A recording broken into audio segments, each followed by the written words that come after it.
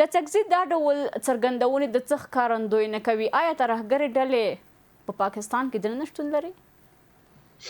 خبرې ښې دي، خبرې په ځای دي، حقایق دي تقریبا تر ډېره بریده پورې باوجود احساساتي او حماسي خبرې دي او دې له خبرو داسې ښکارېږي چې ترهګر پاکستان کې دي، ظلم پاکستان کوي، ناامني پاکستان جوړه کړې ده، حملې پاکستان کوي، یعنې په ټوله کې پاکستان ملامت.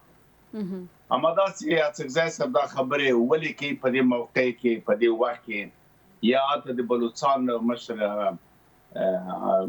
بلوچه هغه هم بعضې خبرې داسې کړي دي، مثلا اتهام وارد کړی چې افغانان خواني پوځیان پنجاب سره یو ځای د بلوچستان پر ضد فعالیت کوي. شاید کېدای شي کوم خایني دلته کوم مزدور یا پیسو دپاره کوم کالي څټه وي، هماغه خو استازولي د ټول افغانستان نشي کولی. هر افغان هېواد کې یو جنایتکار یو خاین موجود دی، هغه استازولي د هغه هېواد نشي کولی. یو کس تللی ده او دا کار یې کړی ده، یا کېدای شي نه وي کوم استخباراتي لوبې جوړه شوي. نو بنان دا تاریخي اړیکې د افغانستان او بلوچستان باندې کوم اثر نه لري. هغه ژمنه چې نصیر خان بلوچ تستر احمدشاه بابا رحمت الله علیه سره په 1940 کال کې کړې ده او فتوای شاهي کې درج ده. هغه باندې افغانان ولاړ دي، تر اوسه پورې بلوچستان ولاړ دي. د کوم ترتیب داسې راتلی. رابسو محمد خان اڅکزي ته ما بار ویلي چې په پاکستان کې سیاسي ګوندونه دي، پوځي دي، ترهګر دي، ډلې دي. پخوا وختو کې به د موږ ملک او ډلې ملې جوړې دي، په ګډون دي دوی شخصیتونه چې مطرح کېږي دا ټول د ایسا د کنټرول لاندې او ایسا مستقیما د غرب لخوا اداره کېږي، کنټرولېږي، مدیریت کېږي. هېڅوک هلته ځان نشي ښورولی بدون د ایسا نه کومه خبره وکړي. یا یې وزني، یا یې تابعیتۍ، یا نظربندۍ، یا یې له دنده لرې کوي. یو ډول نه یو ډول سزا ورکوي. خطرناکې وزني دي چې ډېر زیات مضر واقع دوی پالیسۍ ته. نو بلا محمد خان اڅکزی کله وایي زه افغان یم، افغان و افغان لپاره، کله بیا وایي قوم افغان د خپله د پاکستان یم او پاکستان کې اوسېږم، دا مې وطن ده او سر پرې ورکړو. کله بیا ناسې چې یوه خبره کوي، کله بله خبره کوي. کله وایي پاکستان خاین ده او دا د هند خاوره ده او د افغانستان خاوره ده. کله بیا وایي موږ د پاکستان ماتول نه غواړو. هر څوک چې د پاکستان ماتول غواړي هغه خلاف دی، د پاکستان دښمن ده او موږ سره ولاړ دي. موږ چې ژوندي له پاکستان دفاع کوو، په سر او مالې کوو. دغه دا خبرې دي. هغه سماټان اڅکزی چې هغه کې لږ یو څه وزن و،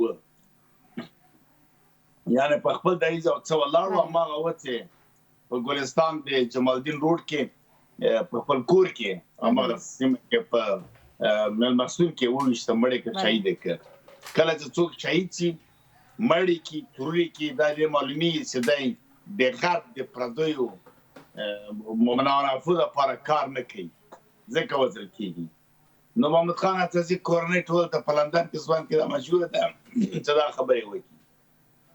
نو معمولا په دوی اعتبار نشته.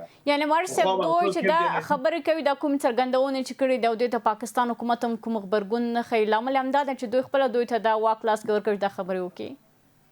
دلته لوبې دي، د لوبې شاته نور مقاصد دي، بیا پاسته برملا کېږي. پاکستان سیاسون دنیا کې معمولا مقدمه ږدي او خبره کېږي.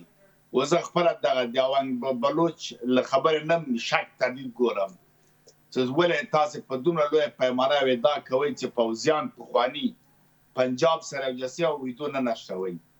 آیا پنجاب بیا پوځی تاسو نشئ نیولی چې افغانستان تم رانیسي او تابعیت ترې واخیستل شي او که راسي اعدام یې کړي دې لپاره چې دی فشار شوی ده، پنجاب یې باید اعدام کړي د نظامي محکمې پر بنیاد، او دا خاین باید نړۍ ته وپېژندل شي.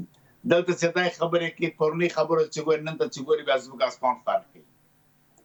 نو بنان دلته دا شکونه جوړوي. واقعا دا خبرې شته وایي. مثلا دوی همیشه پخوا وختو کې مصرف به پیسې به یې کمې شوې، بیا به راغله ډاکټر نجیب ته بیا به ته یې ټټر وهه چې زه افغان یم او وطن د پلار نیکه مې همدا ده، لر و بر یو افغان. بیا ته 11 ریاست د خادو ته ویلې د قبایلو په بخش یې کار کاوه. بیا به لکه چې پیسې وساب د سي بیتوله براتله مسکو نه دوی ته به ورکول پدې کې دوی ډېر ځوانانو بورسیې او سکالرشیپونه واخیستل دي بر افغانانو د سام نه دوی ډېر لاړل موږ مرته خوشاله اوسم خوشاله ځکه موږ ته خو هغه بچی چې دي تر اټکه پورې یو افغانان دي او د افغانستان خاوره ده ټول حقوق امتیازات د دوه کرسي باندې په صورت کې چې دوی راځي تابع تذکرې واخلو بیات له دې وطن وکړي یا یو جایس منځ